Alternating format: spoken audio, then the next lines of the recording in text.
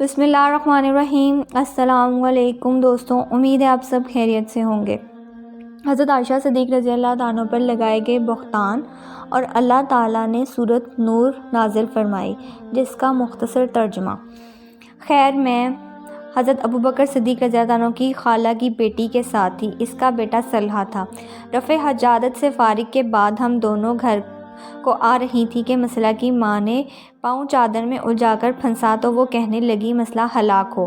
میں نے ان سے کہا کیا کہتی ہو؟ کیا تم اس شخص کو کوستی ہو جو بدر میں شریک تھا؟ وہ کہنے لگی اے بھولی لڑکی، کیا تم نے وہ کچھ بھی نہیں سنا جو وہ کہتے ہیں؟ پوچھا کیا کہتے ہیں؟ بتایا اس نے تہمت لگانے والوں کی بات مجھ سے بیان کی ہے تو میری بیماری میں مزید اضافہ ہو گیا۔ جب میں گھر پہنچی تو رسول پاک صلی اللہ علیہ وسلم تشریف لائے اور سلام کے بعد پوچھا اب طبیعت کیسی ہے؟ میں نے کہا آپ مجھے اجازت دیں، میں اپنے والدین کے ہاں جانا چاہتی ہوں۔ میرا مطلب یہ تھا کہ ان سے اس خبر کے متعلق تحقیق کروں۔ رسول پاک صلی اللہ علیہ وسلم نے مجھے اجازت دے دی تو میں اپنے والدین کے ہاں آ گئی۔ میں نے اپنی ماں سے کہا امی یہ لوگ فضول باتیں بنا رہے ہیں۔ ماں نے کہا بیٹی اتنا رنج نہ کرو، اللہ کی قسم اکثر ایسا ہوتا ہے جب کسی مرد کے پاس کوئی خوبصورت عورت ہوتی ہے اور وہ اس سے محبت کرتا ہے اور اس کی سوکنیں بھی ہوتی ہیں تو سوکنیں بہت کچھ کرتی ہیں۔ میں نے کہا سبحان اللہ، لوگوں نے اس کا چرچا بھی کر دیا، چنانچہ میں ساری رات روتی رہی۔ صبح ہوئی مگر نہ میرا آنسو تھمے اور نہ مجھے نیند آتی تھی۔ رسول پاک صلی اللہ علیہ وسلم نے سیدنا علی رضی اللہ تعالیٰ اور اسامہ بن زید کو بلایا کر کیونکہ وہی اترنے میں دیر ہو رہی تھی اور آپ صلی اللہ علیہ وسلم اس سلسلے میں ان سے مشورہ چاہتے تھے۔ چنانچہ اسامہ بن زید نے آپ صلی اللہ علیہ وسلم کو وہی مشورہ دیا جو وہ جانتے تھے کہ عائشہ ایسی ناپاک باتوں سے پاک ہیں اور اسامہ کو آپ صلی اللہ علیہ وسلم کی بیویوں سے محبت تھی۔ انہوں نے صاف کہہ دیا کہ عائشہ پاک دامن اور بے قصور ہے، اور سیدنا علی ابن طالب رضی اللہ تعالیٰ نے کہا یا رسول اللہ صلی اللہ علیہ وسلم، اللہ آپ صلی اللہ علیہ وسلم پر تنگی نہیں کرے گا۔ عائشہ رضی اللہ تعالیٰ کے علاوہ اور بھی بہت عورتیں ہیں اور اگر آپ بریرہ رضی اللہ تعالیٰ سے پوچھیں تو وہ آپ کو ٹھیک ٹھیک بتا دیں گی۔ چنانچہ آپ نے بریرہ رضی اللہ تعالیٰ کو بلایا اور اس سے پوچھا کیا تم نے کوئی ایسی بات بھی دیکھی ہے کہ عائشہ رضی اللہ تعالیٰ کے متعلق تمہیں کچھ شک ہوا؟ بریرہ رضی اللہ تعالیٰ کہنے لگی اس کی قسم جس نے آپ صلی اللہ علیہ وسلم کو حق کے ساتھ بھیجا، میں نے ایسی کوئی بات نہیں دیکھی۔ ہاں میں نے ان میں ایک بات دیکھی ہے اور اس سے چشم پوشیدہ کر جاتی ہوں، اور وہ یہ ہے کہ میں ابھی کم سن سی بچی ہوں، آٹا گوندا پڑا چھوڑ کر سو جاتی ہے اور بکریاں آ کر آٹا کھا جاتی ہیں۔ میرا وہ دن بھی روتے دھوتے میں گزر گیا اور میں مسلسل 2 دن سے رو رہی تھی، نہ میرے آنسو تھمے اور نہ نیند آتی۔ میرے والدین سمجھے کہ رو رو کر میرا کلیجہ پھٹ جائے گا۔ پھر ایسا ہوا کہ میرے والدین پاس بیٹھے تھے اور میں رو رہی تھی کہ ایک انصاری عورت نے اندر آنے کی اجازت مانگی۔ میں نے اجازت دے دی تو وہ میرے ساتھ رونے لگی۔ اسی حالت میں آپ صلی اللہ علیہ وسلم تشریف لائے، سلام کیا، پھر بیٹھ گئے۔ اس سے پہلے جب مجھ سے تہمت لگائی گئی تھی آپ میرے پاس بیٹھے نہیں تھے۔ 1 مہینہ آپ انتظار کرتے رہے مگر وہی نہ آئی۔ آپ صلی اللہ علیہ وسلم نے بیٹھ کر تہجد پڑھی، پھر فرمایا عائشہ مجھے تیری نسبت ایسی خبریں آئی ہیں کہ اگر پاک ہے تو اللہ تیری بروت فرمائے گا، اور اگر واقعی تجھ سے قصور ہو گیا ہے تو اللہ سے اس قصور کی معافی چاہ اور توبہ کر، کیونکہ جب بندہ گناہ کا اقرار کرتا ہے پھر اللہ کے حضور توبہ کرتا ہے تو اللہ ان کے گناہ بخش دیتا ہے۔ جب آپ یہ گفتگو ختم کر چکے تو میری آنکھوں سے آنسو تھم گئے، یہاں تک کہ ایک بھی قطرہ میری آنکھوں میں نہ رہا۔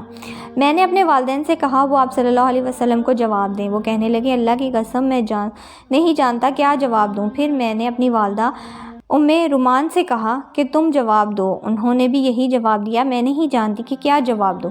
آخر میں خود ہی جواب دینے لگی، میں ایک کمزور لڑکی تھی، قرآن مجھے زیادہ نہ یاد تھا۔ میں نے کہا اللہ کی قسم میں جانتی ہوں کہ یہ بات جو لوگ آپ نے سنی ہے آپ کے دل میں جم گئی ہے۔ اب اگر میں گناہ کا اظہار کروں اور اللہ جانتا ہے کہ میں نے گناہ نہیں کیا تو آپ لوگ مجھے سچا نہیں سمجھیں گے، اور اگر میں گناہ کا اقرار کر لوں اور اللہ جانتا ہے کہ میں اس سے پاک ہوں تو آپ لوگ مجھے سچا سمجھیں گے۔ اللہ کی قسم میں اپنی اور تمہاری مثال ایسی ہی سمجھتی ہوں جیسے سیدنا یوسف علیہ السلام کی والدہ کی تھی، انہوں نے جو کچھ کہا تھا میں بھی وہی کچھ کہتی ہوں۔ اب صبر کرو، یہی بہتر ہے، اور تمہاری باتوں پر اللہ میری مدد کرے گا۔ یہ کہہ کر میں نے کروٹ بدل لی۔ مجھے یہ یقین تھا چونکہ میں پاک ہوں لہٰذا اللہ تعالیٰ ضرور میری برأت کر دیں گے، مگر اللہ کی قسم مجھے یہ خیال تک نہ تھا کہ اللہ تعالیٰ میرے بارے میں ایسی آیتیں نازل کریں گے جو ہمیشہ پڑھی جائیں گی۔ میں اپنی شان میں اس سے بہت کم تر سمجھتی تھی۔ ہاں مجھے یہ امید تھی کہ رسول پاک صلی اللہ علیہ وسلم کوئی خواب دیکھیں گے جس سے آپ پر میری برات واضح ہو جائے گی۔ پھر اللہ کی قسم ابھی اللہ کے رسول وہاں سے ہلے بھی نہ تھے اور نہ ہی کوئی دوسرا آدمی ہی وہاں سے باہر گیا تھا، آپ پر وحی نازل ہونا شروع ہو گئی۔ معمول کے مطابق آگ پر سختی ہونے لگی اور پسینہ موتیوں کی طرح آپ کے بدن سے ٹپکنے لگا۔ حالانکہ وہ دن سردیوں کے تھے مگر وحی اترنے میں ایسی ہی سختی ہوتی تھی۔ جب وحی ختم ہوئی تو آپ صلی اللہ علیہ وسلم خوشی تھے اور ہنس رہے تھے۔ پھر پہلی بات آپ صلی اللہ علیہ وسلم نے یہ کی، عائشہ اللہ تعالیٰ نے تمہاری برکت فرما دی ہے۔ میری والدہ مجھ سے کہنے لگی اٹھو اور آپ صلی اللہ علیہ وسلم کا شکریہ ادا کرو۔ میں نے کہا اللہ کی قسم میں نہیں اٹھوں گی، میں تو صرف اللہ عز و جل کا شکریہ ادا کروں گی۔ اس وقت اللہ نے یہ آیت اتاری، جن لوگوں نے تہمت کی باتیں کیں وہ تم سے ہی ایک ٹولی ہے، اسے تم اپنے لیے برا نہ سمجھو بلکہ یہ تمہارے لیے بہتر ہے۔ جس نے اس میں جتنا حصہ لیا اتنے ہی گناہ کمائے، اور ان میں سے جو تہمت کے بڑے حصے کا ذمہ دار بنا اس کے لیے عذاب عظیم ہے۔ جب تم نے یہ قصہ سنا تھا تو تم مومن مرد اور عورتوں نے اپنے دل میں اچھی بات کیوں نہ سوچی اور یہ کیوں نہ کہہ دیا یہ تو سراسر بہتان ہے۔ پھر یہ تہمت لگانے والے اس پر 4 گواہ کیوں نہ لا سکے؟ پھر جب یہ گواہ نہیں لا سکے تو اللہ کے ہاں یہی جھوٹے ہیں۔ اور اگر تم پر دنیا اور آخرت میں اللہ کا فضل اور اس کی رحمت نہ ہوتی تو جن باتوں میں تم پڑ گئے تھے اس کے پرداشام میں تمہیں عذاب عظیم آتا۔ جب تم اپنی زبانوں سے اس بہتان کو اچھالتے تھے اور اپنے منہ سے وہ کہہ رہے تھے جس کے متعلق تمہیں علم نہ تھا اور تمہیں اس میں معمولی سمجھ رہے تھے، حالانکہ وہ اللہ کے ہاں بہت بڑی بات تھی۔ اور جب تم نے یہ قصہ سنا تھا تو تم نے یہ کیوں نہ کہہ دیا ہمیں یہ سب مناسب نہیں لگتا، ایسی بات کریں تو پاک ہے، یہ تو بہت بڑا بہتان ہے۔ اللہ تمہیں نصیحت کرتا ہے اگر تم مومن ہو تو آئندہ کبھی ایسی حرکت نہ کرنا۔ اللہ تمہیں واضح ہدایت دیتا ہے اور وہ سب کچھ جاننے والا اور حکمت والا ہے۔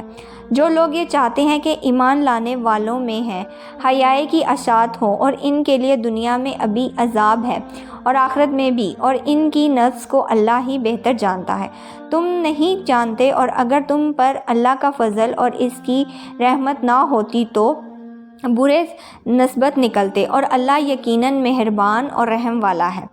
جب یہ آیتیں اتریں تو ابو بکر صدیق رضی اللہ عنہ جو محتاجوں اور رشتوں کی وجہ سے مسئلے کی مدد کیا کرتے تھے، انہوں نے کہا اللہ کی قسم آئندہ میں مسئلے کو کچھ نہیں دیا کروں گا کیونکہ اس نے عائشہ صدیق رضی اللہ عنہ کے متعلق ایسی باتیں کی تھیں۔ تب اللہ تعالیٰ نے یہ آیت نازل فرمائی۔ ترجمہ، اور تم میں سے سود خور لوگوں کو یہ قسم نہیں کھانی چاہیے تھی کہ وہ قربت دار مسکینوں اور اللہ کی راہ میں ہجرت کرنے والوں کو کچھ صدقہ وغیرہ نہیں دیں گے، انہیں چاہیے کہ معاف کر دیں اور درگزر کر دیں۔ کیا تم پسند نہیں کرتے کہ اللہ تمہیں معاف کر دے اور اللہ بخشنے والا اور رحم کرنے والا ہے؟ یہ آیت سن کر ابو بکر صدیق رضی اللہ عنہ کہنے لگے اللہ کی قسم مجھے یہ پسند ہے کہ اللہ مجھے بخش دے، پھر مسئلے سے پہلے سلوک کرنے لگوں گا۔ اللہ کی قسم جب تک مسئلہ زندہ رہے گا یہ معمول بنا رہے گا کہ سیدنا عائشہ رضی اللہ عنہ کہتی ہیں کہ اس تہمت کے زمانے میں آپ زینب بنت حبش امیر المومنین سے میرا حال پوچھتے، تم عائشہ کو کیسی سمجھتی ہو اور تم نے کیا دیکھا؟ تو انہوں نے کہا یا رسول اللہ صلی اللہ علیہ وسلم میں اپنے کان اور آنکھوں کی خوب احتیاط کرتی ہوں، میں نے تو عائشہ کو اچھا سمجھتی ہوں، آپ صلی اللہ علیہ وسلم کی بیویوں میں سب سے زیادہ زینب ہی میرے برابر کی تھیں، بڑھ چڑھ کر رہنا چاہتی تھیں، اللہ نے ان کی پیروی کی وجہ سے انہیں بخش دیا۔ اور ان کی بہن حمنہ بنت حشاب اپنی بہن سے اس بارے میں جھگڑنے لگیں تو دوسرے تہمت لگانے والے تباہ ہوئے وہ بھی تباہ ہو گئیں۔ میری بہنوں، آپ نے اپنی روحانی ماؤں کی زبان سے سارا واقعہ ملائبہ کیا ہے، اس سے جو سب سے بڑا سبق ملتا ہے وہ یہ ہے کہ ایک پاک دامن عورت کی عزت کا اللہ کے ہاں کیا بلند مقام ہے۔ اللہ کریم نے حضرت عائشہ صدیقہ رضی اللہ تعالیٰ عنہ جن کی شان میں سورۃ نور نازل فرما دی، جو لوگ بدگمان ہو کر یوں ہی الزامات تراشنا شروع کر دیتے ہیں، ان کے لیے سورۃ نور کی ایک روشنی ہے۔ اس سے اپنے اخلاق کو اندھیرے میں جگانے سے بچاؤ اور بہتان زاری کی آلودگی سے اپنے آپ کو بچا کر اپنے کردار کو روشنی دکھاؤ۔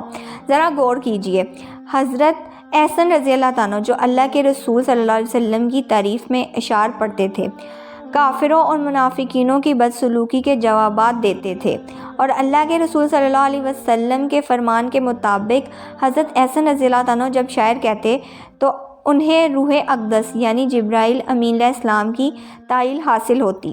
اتنے بڑے مقام ہونے کے باوجود جب وہ منافقینوں کی پرسیکیٹری کے بہانے گئے اور الزامات لگانے والوں میں شامل ہو گئے، تو بے شک وہ سورۃ نور کی نازل کے بعد تہمت گئے، مگر ان کے باوجود ان کے بارے میں حضرت عائشہ صدیقہ رضی اللہ عنہ کی ریا کیسی کیا تھا۔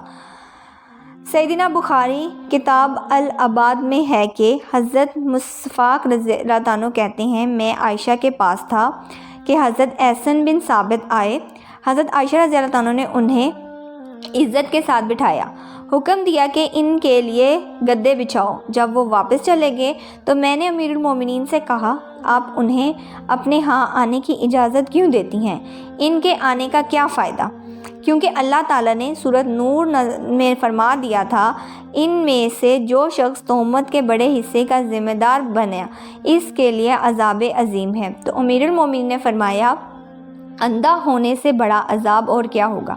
حضرت احسن رضی اللہ عنہ آخری عمر میں نابینا ہو گئے تھے، لہٰذا امیر المومنین نے فرمایا، شاہد یہی عذاب عظیم ہو۔